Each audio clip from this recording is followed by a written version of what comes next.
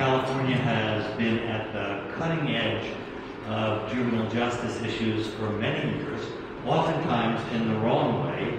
California is known in the JDAI world that Richard was describing as the great detainer, the place that detains more children than any other state by far. But it's also the case that in the last decade, California has reduced the number of youth it has in its youth prison system, formerly known as the California Youth Authority, now the Division of Juvenile Justice, by 90%, from more than 10,000 youngsters to just about 1,000 as we meet tonight. And if Governor Brown has his way, the state's going to get out of the business altogether of locking up children in state juvenile facilities, which will put California really at the leading edge of a trend that's happening all throughout the country. And so it's good to be here. It's good we can talk about the debates that have been raging in California, if that's somewhat helpful to you. I want to sort of explain why an organization like the one that I work for does what it does, and why somebody like myself has done this for 4 decades. But if you want some visual inspiration around it, I suggest you go to Professor Ross's website and look at some of the images that he's been able to collect over the past few years that by themselves tell stories that you as young people, or you in a few years as parents, would hate to have to live through, or have your children live through. So Richard, I want to thank you for doing a great job of opening a window on a part of society that is pretty opaque, rarely transparent, and that's a particularly great irony, those of you who are studying either political science or sociology, in a country that likes to praise itself for its devotion to liberty. You know, why it is that in a country like that we incarcerate at the rate that we do, and especially at the ages we do, is a topic worth our getting into. I got into this in a completely peculiar way. I didn't study criminal justice in college, and I didn't have a career plan to spend my entire adult life working to reduce incarceration. I was a college student in the 1960s, and what was happening in this country during those years fundamentally changed who I was and what I thought was important. And I ended up spending a lot of time with people who were in jails and prisons, and that's what led to what eventually became a career, not a rather typical career path. So I went from being an activist essentially to figuring out a way that I could earn a living doing something that I cared very deeply about. The Annie Casey Foundation is a $2.5 billion institution that is the nation's largest foundation devoted exclusively to improving the well-being of the country's most disadvantaged kids. And one of the ways that we do that work is by working to reform those public systems that are supposed to be there to help kids who are at risk, in trouble, living in concentrated poverty, whatever. But those public systems, as you well know, oftentimes do more harm than good. So a large part of the way we try to pursue our mission is by working to reform public systems that deal with children and families. So it's that mission that leads us to juvenile justice reform, where we have kind of carved out an unusual niche for ourselves, especially because it's not like the Annie Casey Foundation is some hotbed of radicalism. Annie Casey was the mother of the guy who founded and was a longtime CEO of UPS. That's where all the money comes from.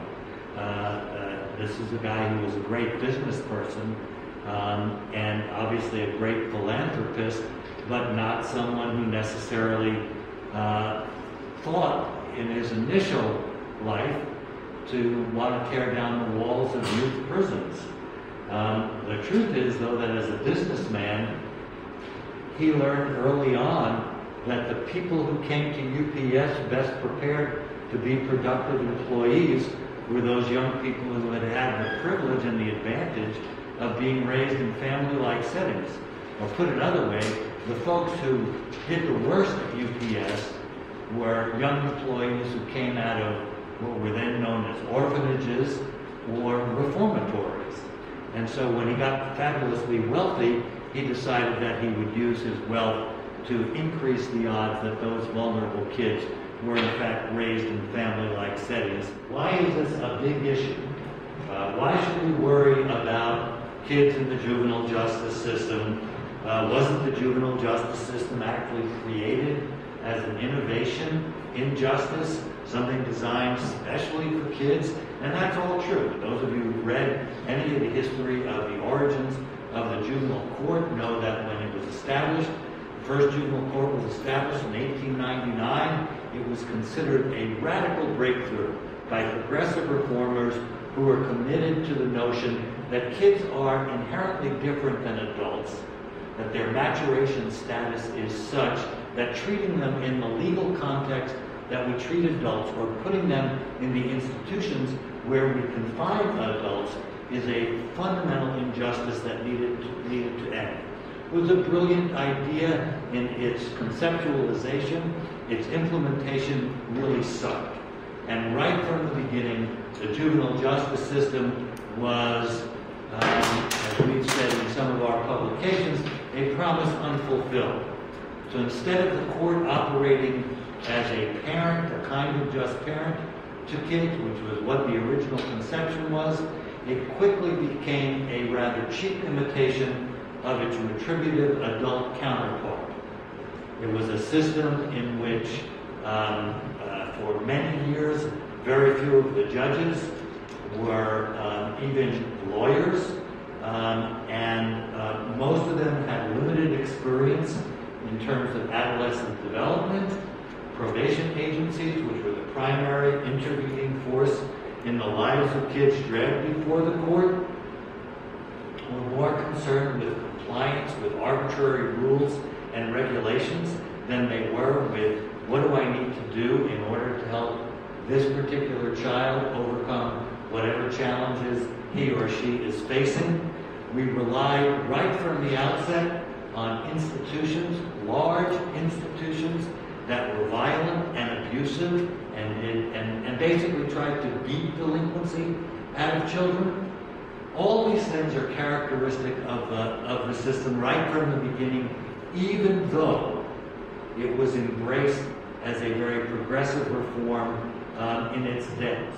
But that all begs the question, if we eliminated these facilities, is it safe? That is, it may be a drag that kids have to be in such lousy places. But if they're out committing mayhem, or if closing the places down made it unsafe for everybody else, is there any alternative? Well, we did a couple of things to look at the safety issue, and actually, you're living the safety issue right now.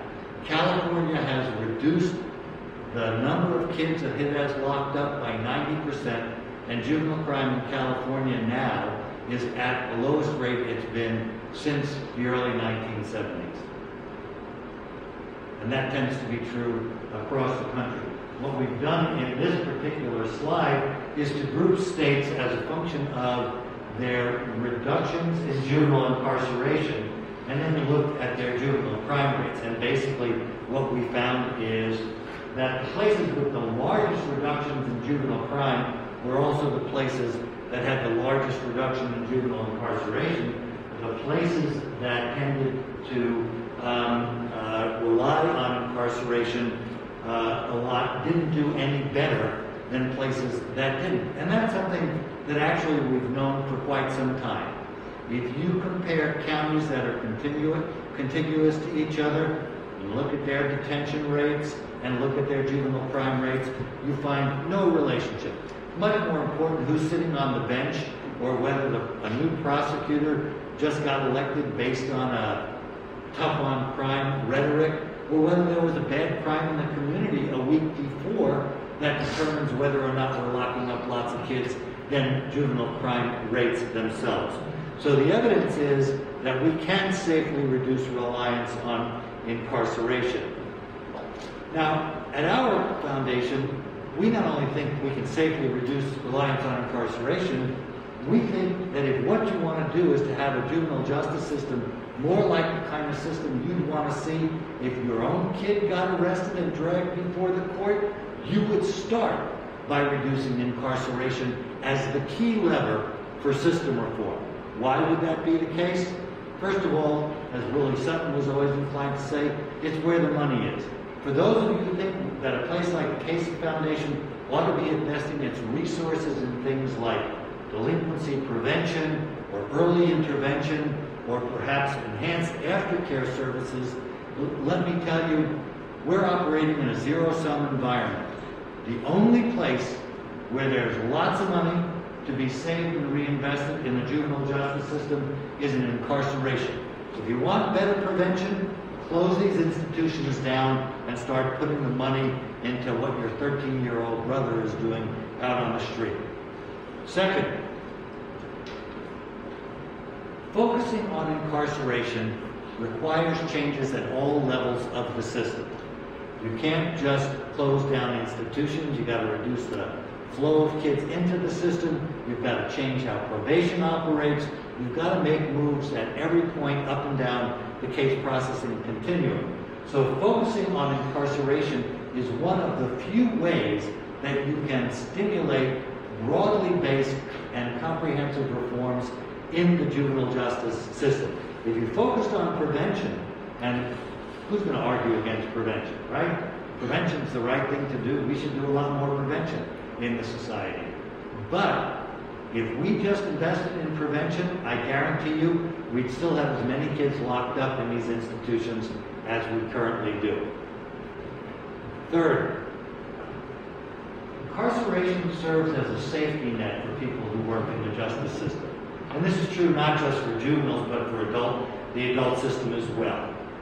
When all else fails, people can fall back, the judges, the prosecutors, the probation staff, they can fall back on incarceration as their action of last resort. Unfortunately, it's rarely of last resort.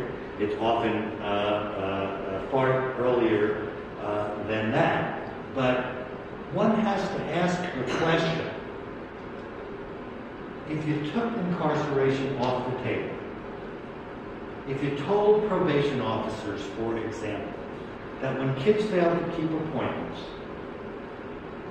when they gave a urine test and, it found predictably that there was traces of cannabis in it, when they failed to go to school after they've been ordered to do so by a judge, that they couldn't lock that kid up, what would they in fact do? What would they be called upon to do?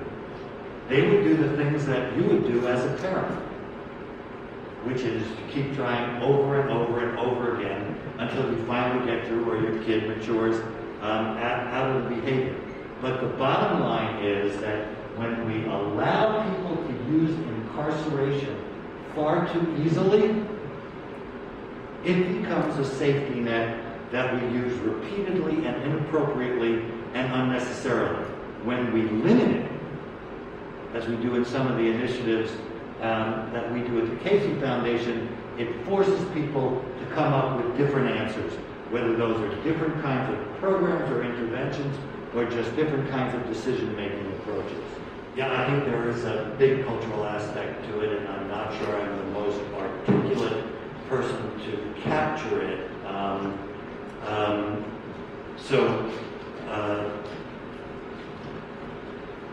There's a number of dynamics that go back to the early beginnings of this country. And I don't know if you all have read de Tocqueville or Dickens in your college courses, but you should read them, because when they came to America in the early stages of this experiment in democracy, one of the things that they were most knocked out by was was this use of incarceration. We convinced ourselves early on, primarily because, at least in the northern part of the country and the eastern part, Quakers convinced people that a period of penitence, which is where the word penitentiary comes from, was a progressive and rehabilitative thing to do. I think in the South, a different phenomenon explains the reliance on incarceration, and I think basically the South got into incarceration after the Civil War and primarily used it as an alternative form of cheap labor. So I think there are two narratives in the country historically. One part of the country kind of deluded itself into thinking that it was doing something progressive by making people who had violated society's norms spend some time thinking about their behavior. The other part of the country was a bit less pious about what they were doing, and they essentially decided that they could build industry and replace slave labor.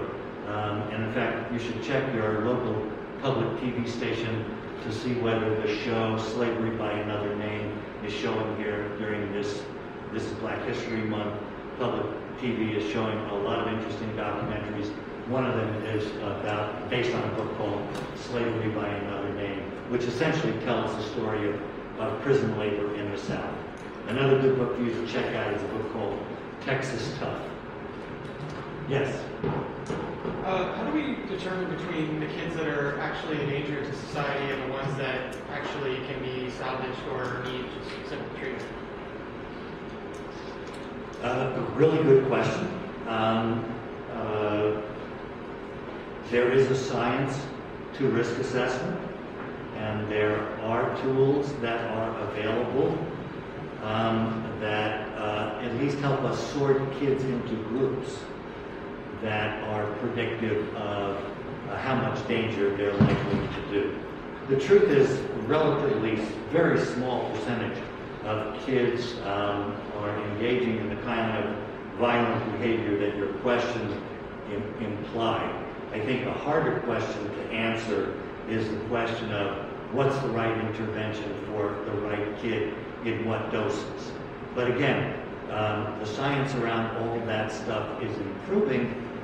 And my suggestion to people who ask me this question in the system context is always to start from the premise, or start from the My Child test, and try to answer the question, if this was your child, what would the response be? I don't know if you read this book called Golden Blue. I'm sorry, I didn't hear. I don't know if you read this book called Golden Blue. It explains on a financial level why California has heavily invested in mass incarceration. So for a state like California that benefits off incarcerated people, how would you what would you present as a solution to remove our incarceration rates here in California if they're benefiting so much from them? They're what? They benefit from them? Yeah. Yeah, incarceration has become very big business in the United States, and here in California, the biggest political action committee is the prison guards, and they are a formidable force for growing their membership and keeping their jobs and getting good benefits. And I wouldn't want to minimize the economic dislocation that needs to be addressed as we try to get over this addiction to incarceration. But I'm heartened by, for example, the comments made by Governor Andrew Cuomo in his State of the State message last year when he said incarceration is not a job program. So my patience for this question has very, very extreme limits.